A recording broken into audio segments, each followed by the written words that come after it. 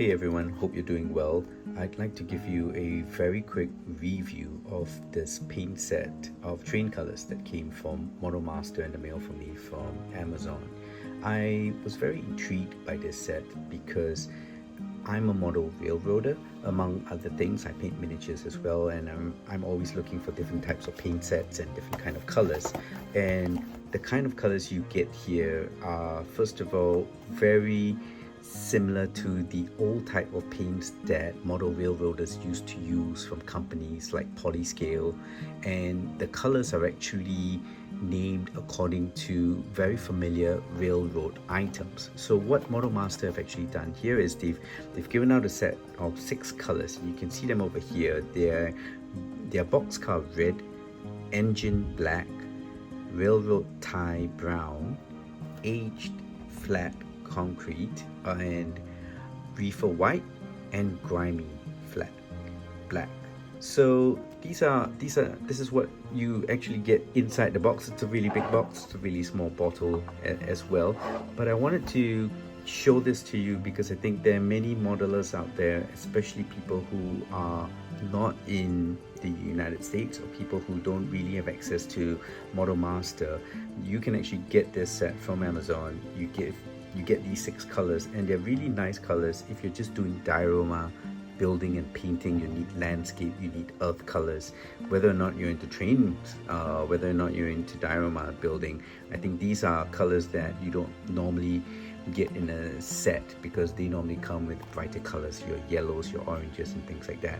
I wanted to give quick review on this, and I wanted to show you the kind of colors you actually get from it. So I've actually taken the time to actually show you what you get in the box, and putting this up close, you can actually see that this is what the colors look like, and they are true to what the box says because they really come out flat.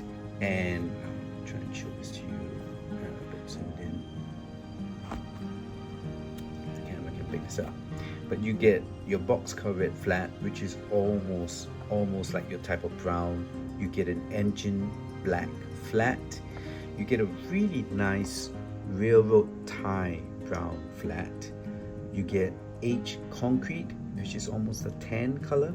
You can also see the reefer white flat against my white paper. Apologies about that. And your standard black, grimy black. Well, again, come a bit on the dark gray side, so not a true black color.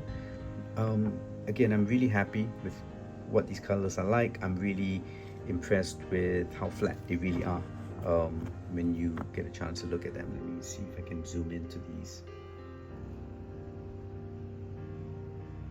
There you go. So that's a better indication of what they look like.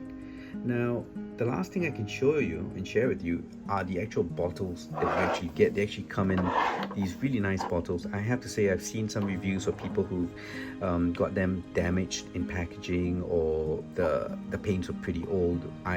Mine arrived in really good condition, and you can see when you open them up, they're really in a good condition. But a couple of things to point them out, again, from a point of view of being a modeler and a painter, because as many of you may know out there, there are many other types of paints that you can get. I've got just some of my other favorites here. I've got P3, I've got Vallejo, and I've got Scale 75. Now, what you immediately notice is that these bottles are all bigger than what you get here. So a quick comparison again on these bottles. For what you're paying, you're actually getting something which is, I believe you can see here, 0.5 ounces or 14.7 milliliters. Now if I compare that to, say, a Vallejo bottle, you're actually going to get about 10% more. So you can see that you're actually getting about 17 ml or 0.57 fluid ounces. So just kind of bear it in mind for those of you who are really looking at efficiency and counting your cost. That's something to draw your attention to as well. Something else I like to draw your attention to as well is the fact that the bottles that these actually come in. I have to admit, I kind of like them simply because I don't have any other Model Master colors. So to get something in glass is always really nice, but there are some pros and cons that go along with them, and I know I'm getting into a little bit of nitpicking here as well, but bear with me.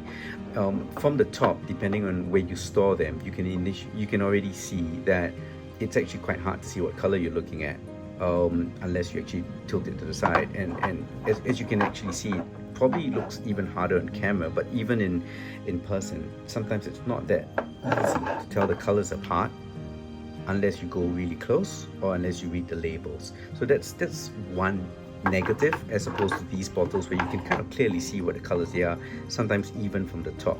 That's one thing. The other thing is that when you unscrew them, like I do them here, an obvious question is, well, how are you going to paint from them? If you want to paint directly from the bottle, obviously you can, but you then risk this drying up really quickly. So that means you actually have to use either an eyedropper or a paintbrush, secondary tool, to put that into another palette, where obviously with bottles like these, your more traditional dropper bottles, you can obviously just use them and drop them into your palette. So not necessary to bring a different kind of instrument to try and get the paint out.